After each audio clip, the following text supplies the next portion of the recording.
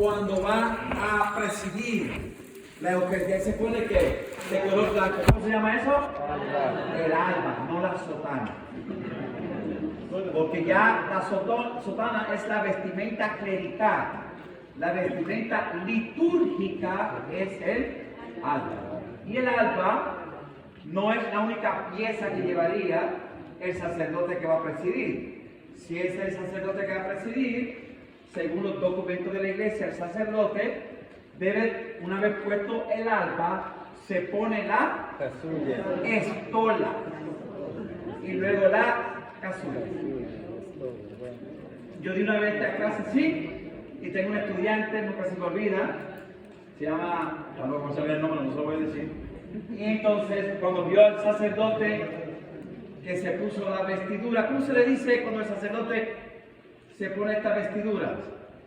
Se reviste. Así mismo es, se reviste, no se viste, se reviste. Y le dijo al padre, el padre podría levantar la casulla. Y él dijo, ¿y para qué? Necesito saber si tiene la estola. ¿Y sabe lo que el cura le dijo a ella? ¿Quién te enseñó a ti que yo debo llevar estola? Y él dijo, bueno, yo tengo un curso de liturgia y el profesor lo mencionó y yo he visto que los sacerdotes aquí no se la ponen. Me dice, hermana, de ahora en adelante me la pondré. Así le dijo el sacerdote a ella. ¿Ok? ¿Qué le dijo al padre Esteban la primera noche? El fruto de estas clases es que la gente va a comenzar a observar más, a criticar, pero que su crítica llegue a su destino. No se convierta en bochinche, porque la idea es... Entonces, así como la señora, por curiosidad, fue donde el sacerdote y le dejó saber que ella sabía cómo se debía de vestir un sacerdote. Así cuando venga el padre Esteban, que no se la ponga, recuérdelo, porque lo más seguro se le olvidó. Bien, esa es la foto que yo quería simplemente compartir con ustedes. Vamos entonces...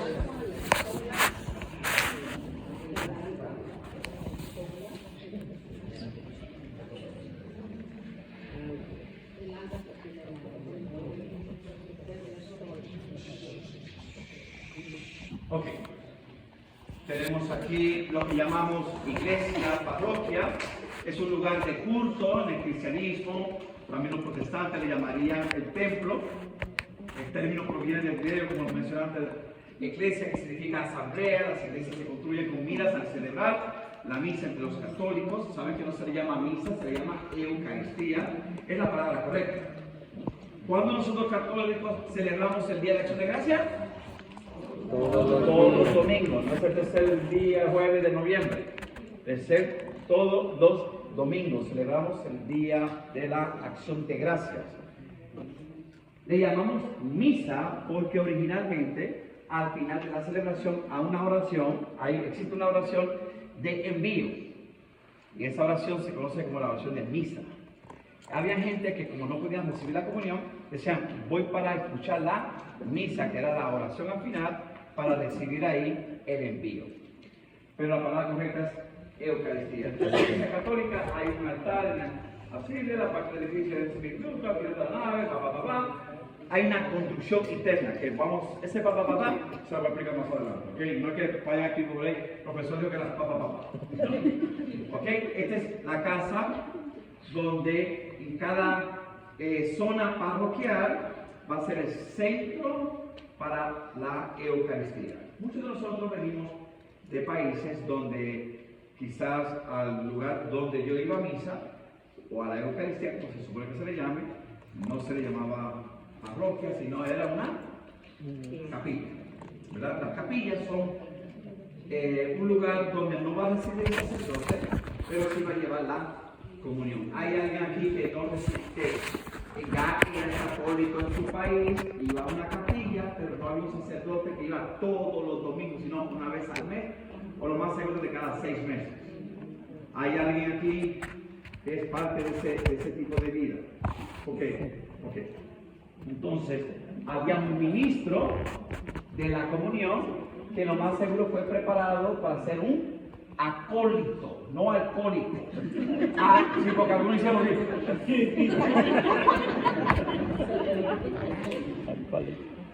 No se confundan con el café. Hermana, no alcohólico, es café. Un alcohólico, ¿hay algún hermano aquí mexicano? Si no hay mexicano, no hay clase. No hay clase. Okay. Allá seguro. ¿Cómo se le llaman a los monaguillos de donde usted viene de México?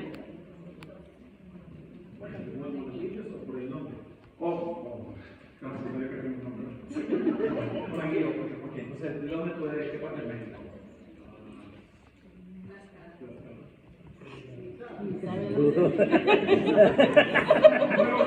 Dudo en decir. Hubiese dicho como la India María, ni de aquí ni de allá. Así me gusta que se le refiera al centro de México. Así fue que yo lo conocí, no ahora como la Ciudad de México. Ok, bien. En México hay sectores donde al monaguillo se le llama alcohólico.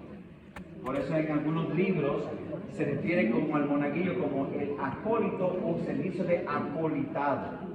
Pero un acólito es una persona que está preparada para, es un servidor del altar de todo. ¿Estás rezando el rosario? Porque me suena como esto. Santa María, Madre de Dios, mi mamá cosa seria, me decía siempre, cuando uno habla, el otro calla. Escucha. Porque usted puede estar callado y estar ignorando a la persona que está hablando. Escuchar requiere poner toda su atención. Si usted no conoce a mi madre, es mejor que la conozca. Si quieren sobrevivir. Como ella vivió. ¿Saben que yo por muchos años fui a ver mi casa? Bueno, mi hermana era mayor y ella falleció, ahora yo soy el mayor.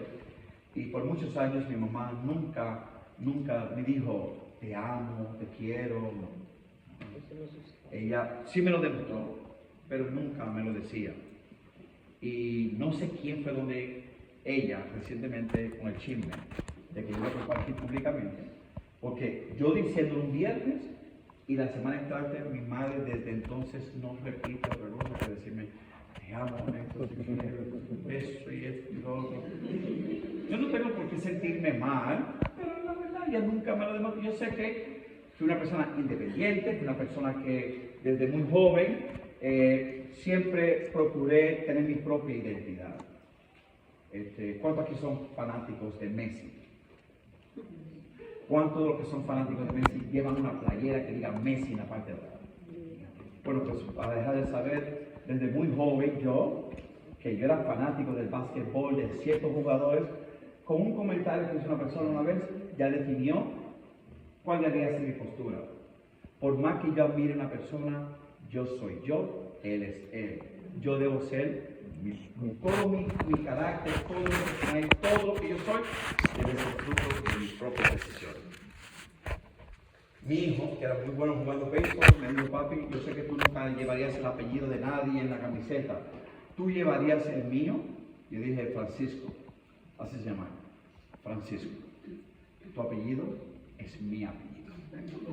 Tú llevas el mío, yo no puedo llevar el tuyo. Yo con orgullo llevo el mío. Que tú lo lleves es otra cosa. ¿Okay? Con esto quiero decirle que así fui criado, gracias a Dios. Pero bueno, mi madre ha sido una persona muy expresiva con todo el mundo, parece que se lo olvidó el mayor. Y recientemente ella me estaba compartiendo, mi mamá, a pesar de ser católica como muchos de nosotros como éramos antes, ella no empezó a ir a la iglesia hasta que yo no entré al seminario. Ahí fue que ella se dio cuenta que tenía, no por mí, sino ella misma se dio cuenta, hizo otro cursillo y todo, se dio cuenta de la importancia de mirar los asuntos de Dios desde otra posición. Tenemos gente con muy buena fe en la iglesia. Llenamos los bancos. Nosotros, mi esposa y yo, estamos muy admirados de esta comunidad. Cómo vemos hasta los mismos jóvenes, cómo esta iglesia se quema la misa y cómo responde. La pregunta que nos haríamos nosotros es, ¿cuántos de los que estamos presentes en la misa sabemos lo que realmente está sucediendo alrededor? Todo eso significado. Claro, no podemos pretender que todos los dominemos, Pero por eso es importante que los pocos que asistimos al curso nos notamos bien de las cosas que enseñemos, consultemos en Google, claro, siempre y cuando le pregunten a San Google, porque es el santo del internet, le pregunten a él, se aseguren que la respuesta es la nuestra, no cualquier respuesta por ahí, ¿ok? Y entonces usted se vaya preparando bien para que instruya a los demás. Entonces, mi madre, pues nada, quería simplemente compartir a ustedes cómo ella, a través de los años, se ha ido dando cuenta de la importancia de la fe. Ella me decía, me hizo una pregunta sobre el Vía Crucis, sobre los ciertos personajes, porque ella participó recientemente de un Vía Crucis de otra parroquia y vio algo completamente diferente, entonces ella quería, ella me dice, Néctor, yo sé que cuando yo te hablo tú no quieres tratarme a mí como si fuera una estudiante, porque yo trato a mi mamá, me desespera a veces, pero bueno, con mucho respeto, ¿verdad? Pero me dice, háblame como tú le hablas a los estudiantes, y dice, mami, no vayas a ir, porque si no, me quita la herencia. Bueno, yo no puedo hacer, ¿no? Okay. So, ya tenemos lo que es el centro de la formación, tenemos la capilla. A estos acólitos se les delegaba la responsabilidad de llevar la comunión, la palabra de Dios, pero no era la celebración de la Eucaristía. Ya las cosas han cambiado, pues no es que tengamos muchos sacerdotes, pero ya las cosas no son tanto como antes. De hecho, muchos de nuestros países, de los que venimos, como Ecuador, como Colombia, como yo no me pregunto cuántos de ustedes son ecuatorianos, pero todos son colombianos. ¿Hay algún colombiano entre nosotros? Ya sabemos que aquí hay mexicanos, algún peruano. Ay, por lo menos no hay. Sí, no se ve casi más que el brazo, pero bueno. ¿Y el resto son ecuatorianos? Bueno, no, hay otros que también guatemaltecos. Bueno, todos estos países que me acabo de mencionar, los seminarios están llenos de seminaristas, candidatos para ser sacerdote, nos alegramos, pero la iglesia tiene mucho cuidado en el proceso de formación, porque muchos de estos países mencionados, lograr estudiar en las universidades se les hace un poco difícil. Y ven como una escalera, como un puente, como una escala, los seminarios para alcanzar algún grado académico y después quizás se ordenan y se van. Entonces, pero hay seminarios llenos. Entonces, hoy día, de hecho, la diócesis de Scranton, donde yo resido en Pensilvania, hay un sacerdote, él es de Medellín, él no es colombiano, él es de Medellín. Eso es lo que él dice, él no es colombiano. Él es el responsable en este momento de traer sacerdotes de los países hispanos a nuestra diócesis, porque no hay.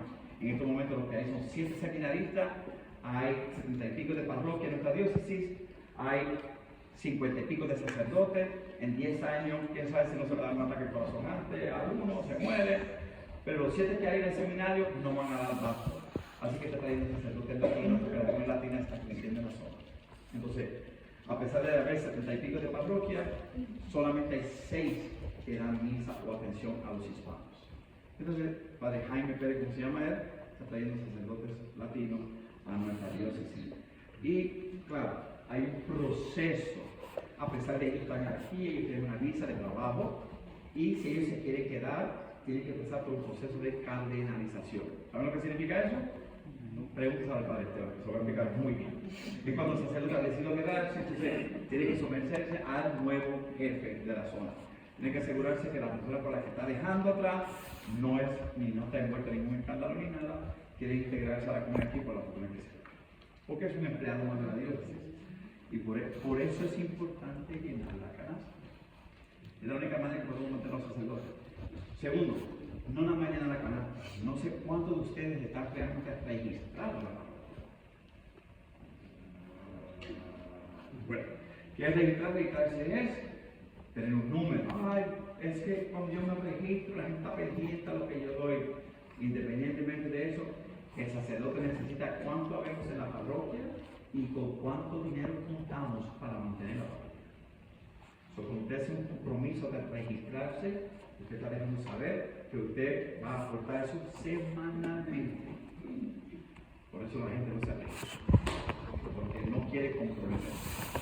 Pero es muy importante que lo hagamos. Bueno, pasamos entonces a lo que es una basílica, como es la Basílica de San Pedro. ¿Cuántos de ustedes han ido a la Basílica de la Inmaculada Concepción, que está ¿En dónde? Washington, D.C. En Washington. Recientemente un grupo de personas de aquí, ¿tú fuiste, Rodolfo, en ese grupo? Sí fuiste. Fueron allá, también, ella estaba muy emocionada, ella nunca había ido por allá y ahora está bastante contenta. De Washington, a ver si hacemos una gira, una excursión de aquí a Washington, podemos ir a la Basílica de la Inmaculada Concepción. De hecho, yo tuve la oportunidad de estudiar un verano en la Universidad de América, no de las Américas protestantes, de América católica, y queda en el terreno de donde está la Basílica. Entonces queda en Washington. Podemos visitar ese mismo día la réplica de Jerusalén, como también el santuario de Juan Pablo II. Se puede todo siempre y cuando salgan aquí a las 4 de la mañana y estén dispuestos a llegar a las 11 de la noche. Yo creo que es un viaje de ¿qué? 4 o 5 horas de aquí, ¿verdad? 10 de la noche. En mi caso, a las 11. Yo no lo voy a estar manejando, pero se lo digo por experiencia. Es una bonita experiencia que pueden tener, conocer todo esto, porque esto es nuestra fe. Que yo soy devoto a la Virgen de Guadalupe, que si la de cisne, que si la de la nube, que si los truenos, que si, bueno. Pero esta es nuestra patrona, esta es la Basílica de nuestra patrona aquí en Estados Unidos. Con independencia de su trazado arquitectónico, una iglesia puede titularse Basílica por prerrogativa del Romano Pontífice, así en sentido litúrgico. Son basílicas todas aquellas iglesias que por su importancia, por sus circunstancias históricas o por aspectos de ciertos relieves obtengan ese principal privilegio papal. En este caso, porque está en honor a la Virgen patrona de este país. Por eso se le llama basílica. ¿Puede un obispo vivir aquí? Puede vivir ahí. Ya no se le llamaría basílica, se le llamaría catedral. El obispo vive en una catedral. ¿Qué sería la próxima casa? Aquí está la catedral de Cristo. Qué bueno que saben por dónde es. Una catedral puede tener el rango de primada como la catedral de la Trinidad de la ciudad de Buenos Aires, primera la catedral de obispo, que es el primado, de latín que significa primero. ¿Okay? ¿Por qué se le llama catedral? Todo está en el lugar donde va a residir la persona que tiene la responsabilidad de enseñar. Catedral viene de catedra, que significa dar una cátedra, dar una enseñanza. El obispo es el responsable del mensaje al pueblo y él la da desde la cátedra, que es el lugar donde él se dirige, pero donde él vive se le va a llamar catedral.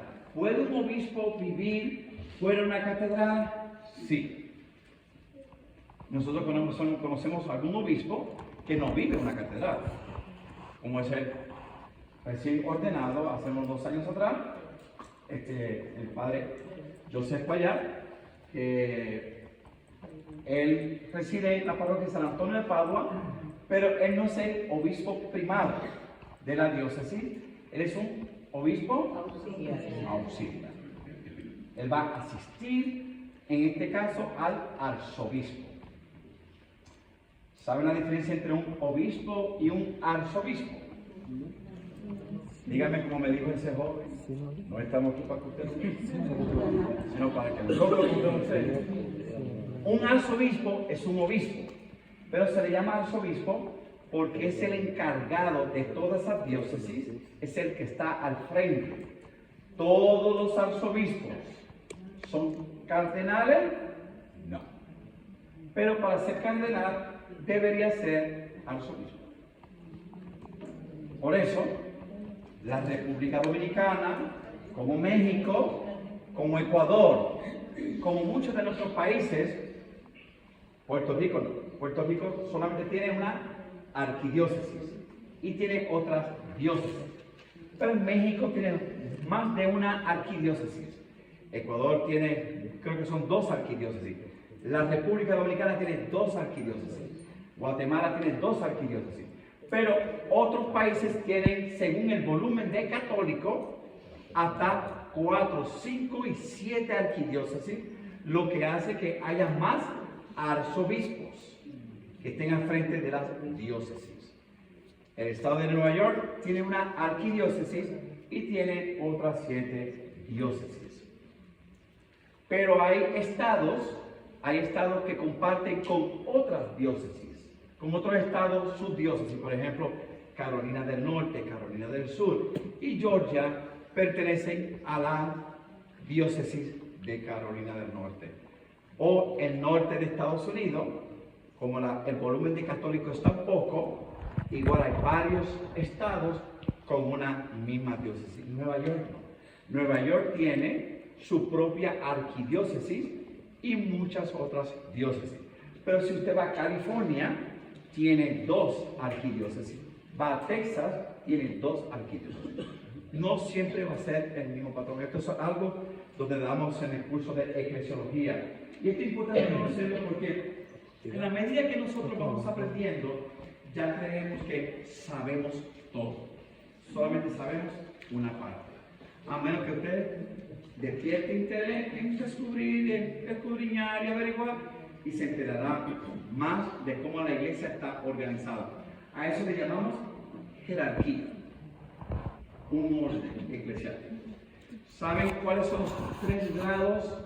Cuando una persona es ordenada, ¿cuántos grados tiene? No estoy hablando de temperatura, estoy hablando de grados de ordenación.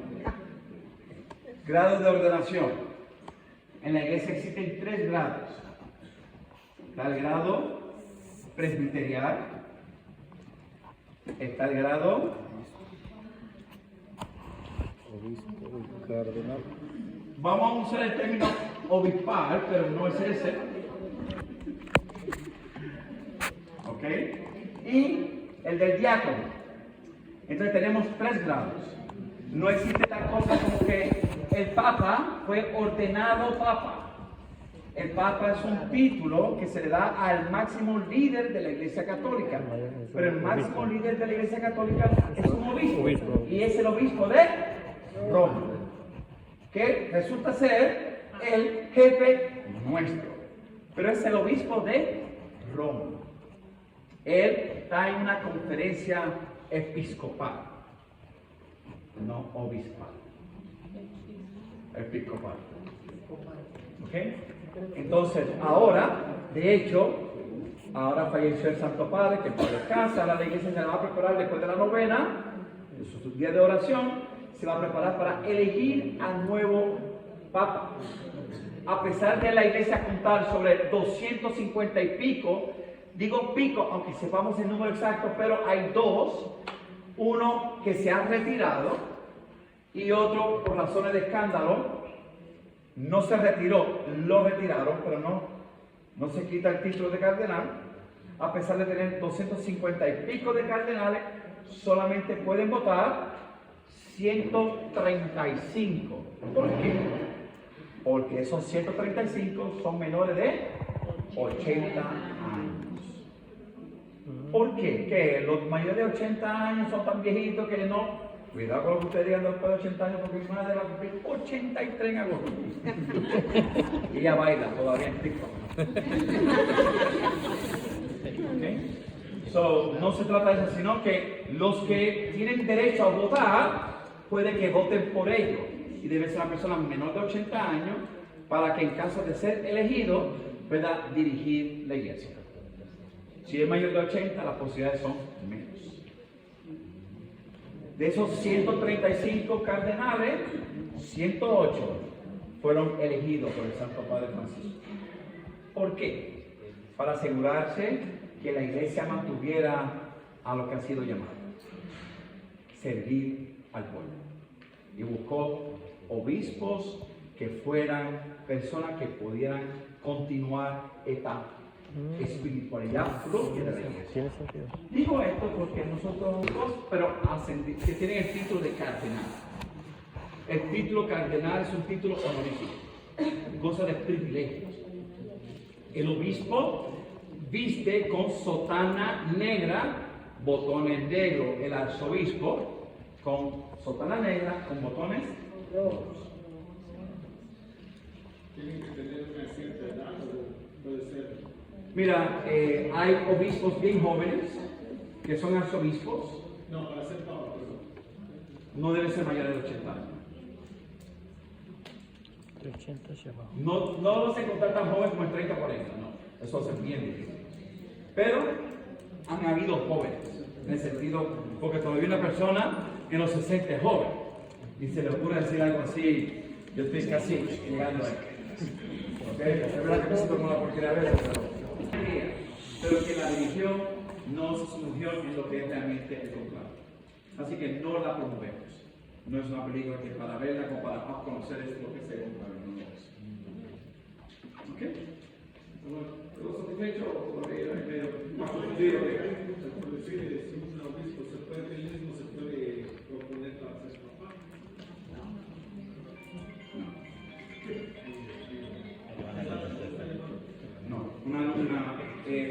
Yo tengo 3 estudiantes de diferentes cursos que en menos de 6 días perdieron su madre. Y entonces, hoy van a comenzar, vamos a hacer lo que me están llamando para eso. Van a comenzar el novenario con uno de los alumnos. Bueno, no son los alumnos, son las madres de los alumnos. Lo más que me duele de este momento es que el mes que viene, que estamos en una semana, y estamos celebrando el mes de las madres. Hoy viene el mes de el Día de las Madres para los mexicanos, que se adelanta al que nosotros celebramos, que es el segundo domingo, y entre ellos hay una dominicana que se celebra al final de mes. Ya mi esposa y yo estábamos hablando de cuándo Loros iba a ser tan fuerte, iba a ser un mes como ante la pérdida de una madre. Entonces, bueno, esa es una alumna que me está llamando, lo más seguro para eso. Bien, ¿alguna otra pregunta? ¿No? Bien, ya estamos conscientes del edificio. Vamos entonces.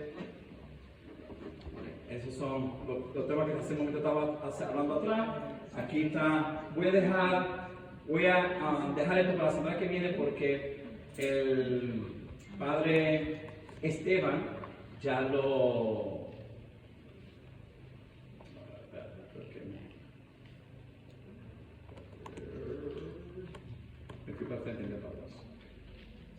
Esta no es la clase, esto es un material. Como siempre le debo saber a las personas. Esto es para yo siempre tener, para no estar escribiendo la pizarra. ¿Ustedes han visto cómo yo escribo la pizarra? Y en la renovación carismática, uno de los dones que se manifiesta en la vida comunitaria es el don de lengua. También existe el don de interpretar lo que se dice en lengua. Hasta ahora, yo tengo el don de la escritura, pero no existe el don de interpretar lo que yo escribo. Eso es bueno. Y así me escriben. Vamos a comenzar dentro de lo que es el templo católico. Ustedes saben en cuántas partes está compuesto el templo. Pues el templo está compuesto por 3 partes. Está lo que se conoce como la entrada, lo que es el lobby, el lugar de recibir. Ustedes tienen un espacio bastante amplio. Entrada del templo y lo que es la entrada del lugar sagrado, que es el lugar donde se va a celebrar la Eucaristía. Ese espacio que está ahí originalmente es el patio. En algunos templos, sobre todo en Europa, esa parte no está construido como la tenemos aquí en América. Es un patio. Es un lugar donde la gente llega, saluda, qué sé yo, todo lo que no se debería hacer dentro del templo. La segunda parte es el lugar donde se va a llevar a cabo la celebración de la Eucaristía. Es el lugar que se conoce como sagrado. Y luego está el lugar que en el templo judío se conoce como el lugar sagrado, que le llamamos el presbiterio. ¿Ok? Hay católicos que le llaman a lo que está al frente como el Altar. Pero el altar es solamente la Mesa. El altar está en el presbiterio. Pero ¿saben de dónde viene la palabra presbiterio? La palabra presbiterio viene de presbítero, de sacerdote. Y se le llama así porque hasta 1965, el único que estaba en esa zona era el sacerdote. Hoy día no. Hoy día los laicos participamos activos en la celebración de la Eucaristía y ya nosotros vamos a esa zona, pero antes era exclusivo para los sacerdotes, para los presbíteros. Durante la celebración, hay unas partes importantes del templo y estas partes se encuentran en el área del presbítero. ¿Cuáles son esas tres partes? Cuando hace un momento Natana preguntaba sobre la residencia del Santo Padre, alguien gritó así con mucha emoción y yo dije, no, eso no. ¿Qué es? Entre esas tres, ahí son tres partes.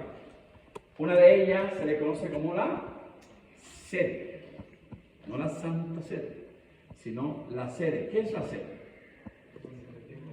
El lugar donde el sacerdote, el que va a presidir, se sienta. Esa no es la parte más importante. La parte más importante es el altar. Y tampoco la sede es lo que le continúa al altar, porque también entre el altar y la sede está el ambón. No lambón, el ambón, el lugar de donde se proclama la palabra de Dios. ¿Ok? Ahora bien, eso es en cuanto a la celebración de la Eucaristía se refiere. Pero cuando hablamos de la construcción del templo, antes, durante y después de la Eucaristía, hay unos lugares en la casa parroquial, en el territorio parroquial, en el templo, que es importante conocerlas no solo por su nombre, sino su función. Entonces, quiero comenzar, de hecho, esta es la primera vez que lo he puesto de manera oficial, y no es que lo esté haciendo en honor a aquellos sacristanes que yo conozco de esta parroquia, ¿okay? No se esté enganchando hacia el pecho como hizo por mí, porque no puede, sino porque justamente esta mañana alguien me hizo una pregunta y yo tenía intención de ayer, como parte de la clase, hacerlo, pero no con ese propósito. Y esta pregunta era, ¿por qué en algunas parroquias hay más de una sacristía? Porque recientemente fue a una parroquia y cuando le pidieron que fuera a la sacristía para ver al sacerdote, corrió por 3 sacristías y no encontraba el cura. Poco más en la casa parroquial. Bueno, en realidad tiene más que 2 sacristías esa parroquia, pero tiene un salón que es una oficina que el sacerdote casi siempre ahí pasa un rato antes de pasar a celebrar la misa. Entonces, vamos a comenzar a definir este lugar y le llamamos sacristía al lugar donde se revisten los ministros y se guardan los objetos que pertenecen al culto. Tiene una foto de esto. La pedí a última hora mis alumnos. ¿Ok? Gracias a Dios, solamente una persona no me contestó mi pregunta. Bueno, de una dignidad especial, es la antesala del lugar sagrado, eso significa la palabra sacristía, etimológicamente cercano a lo sagrado. De acuerdo a la tradición romana, hay 2 sacristías. La sacristía mayor, que se le conoce como el secretarium, o la sacristía de trabajo.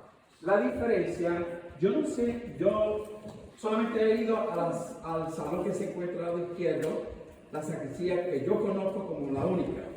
Me han dicho que al lado derecho también hay parte de la sacristía, nunca he ido aquí, pero yo me imagino que entonces en este caso, la que se encuentra al lado izquierdo es la sacristía mayor. Ahí es donde nosotros me refiero, el clero que va a presidir la celebración, unos minutos, se van a revestir y ahí está todo lo que es esencial, porque la sacristía más pequeña o la del trabajo es aquella en donde ya es exclusivamente para otros asuntos. Entonces, en muchas de estas parroquias, ya la sacristía pequeña la han eliminado por razones por parte del lugar, la han ocupado en otras cosas, pero es importante que se tenga una sacristía para que ahí con mucho respeto y con mucha devoción, con mucha reverencia, se revisten los que van a servir. Es un lugar tan sagrado como se debe. Tan así que dentro de la sacristía hay partes que debemos conocer, porque muchos de nosotros visitamos la sacristía y no nos damos cuenta de lo que realmente es lo que significa cada una de estas. Esto más adelante para Esteban lo va a reducir cuando empieza a mencionar las diferentes partes de la sacristía. El lugar donde el sacerdote se va a preparar para recibir la celebración de la Eucaristía. Saben que el altar, ustedes algunos han ido a visitar en el Alto Manhattan, con esto vamos a ir terminando, el Alto Manhattan, la iglesia o el santuario de Francis Cabrini.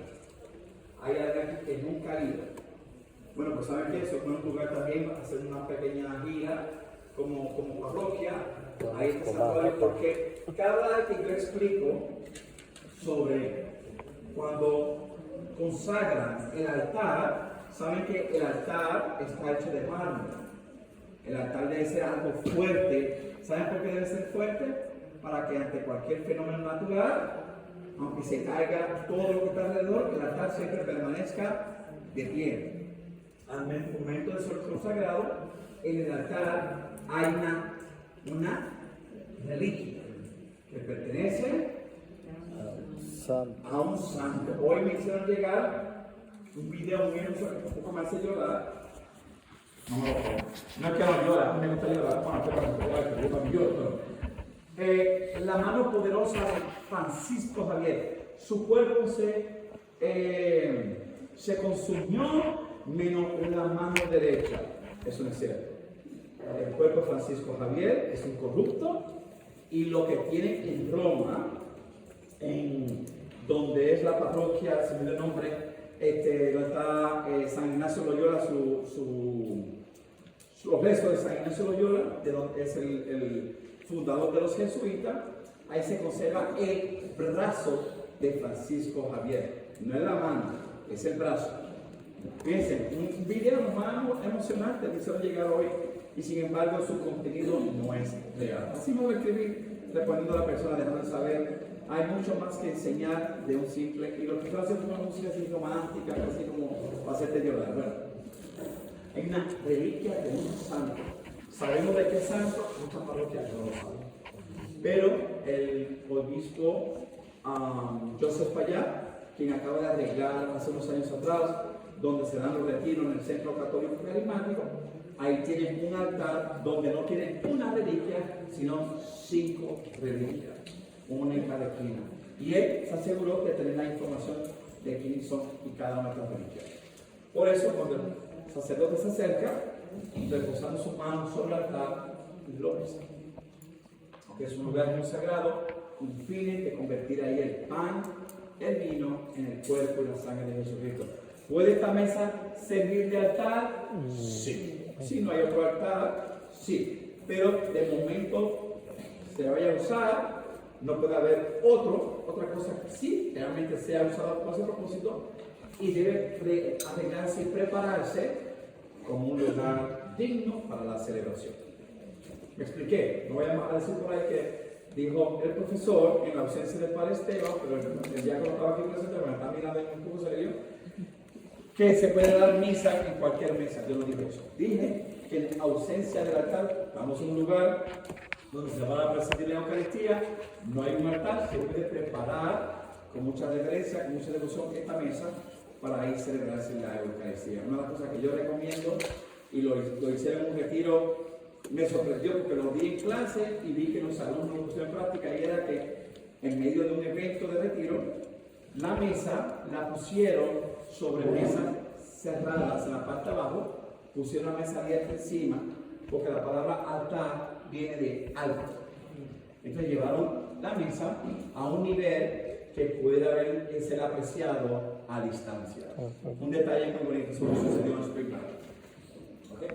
Entonces, pero este es y debe ser el altar. Son 9:30, no me voy a extender, voy a dejar esto para la semana que viene. Preguntas. Yo sé, si hubiera estado el padre Esteban aquí, nos íbamos a quedar a las 11 de la noche. No hay ninguna pregunta, entonces lo dejo con el reverendo diácono a los otros. Gracias. Yo tengo una preguntita. En diferentes altares no hay un determinado dimensión. Depende, si los altares son construidos con ese fin, va a depender del lugar. La catedral, la basílica, la parroquia. La catedral es mucho más grande e incluso hasta ni siquiera es rectangular, tiende a ser un poco, da la impresión de ser cuadrado. No van a tener un altar bien grande y una parroquia pequeña.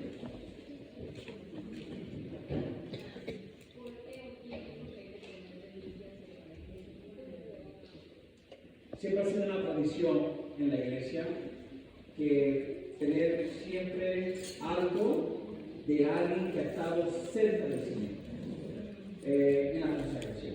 Era muy costumbre de la iglesia primitiva, incluso desde antes de la iglesia primitiva, en el momento en que falleciera una persona que era importante, mantener algo que le relacionara con él, con lo que fuera.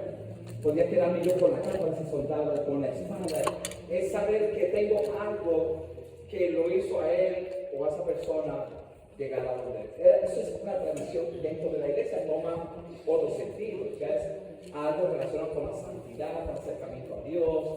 Y era de costumbre cuando una persona que era muy famosa en la comunidad, que era considerada un santo, en el momento de fallecer, si era posible hasta robarse el cuerpo.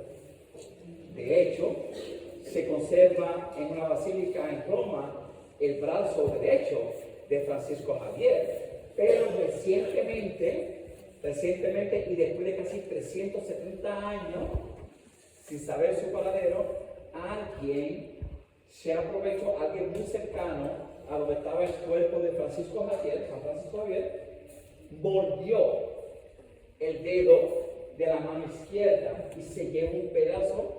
Y esto lo conservó dentro de su familia porque quería tener algo de San Francisco. Y esto pasó de generación en generación. Y después creo que de la séptima generación, hoy día ha sido llevado a la iglesia. Ya no está en la casa de las personas, ya ha sido llevado a la iglesia. Es una tradición que... Muy bien, no hay más preguntas. Sí. Aprovechen las preguntas. Ahora, Gerardo. A ver, es cierto que el altar tiene huesos. ¿Tiene qué? Bueno, si la reliquia es un hueso, pues hay hueso. Pero no siempre es un hueso. Es una reliquia.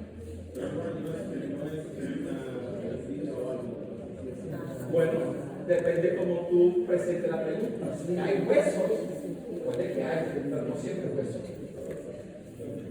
Es una reliquia, algo que le perteneció a esa persona. Por eso mencionaba Madre Carrillo, porque en el altar, ya estamos terminando. No se vayan, por favor, tengo algunos anuncios. En el caso de la capilla de Madre Cabrini, no hay una reliquia, está el cuerpo de ella. Bueno, vamos a pasar ahí para la próxima. Queremos agradecer la presencia de todos ustedes. ¿No?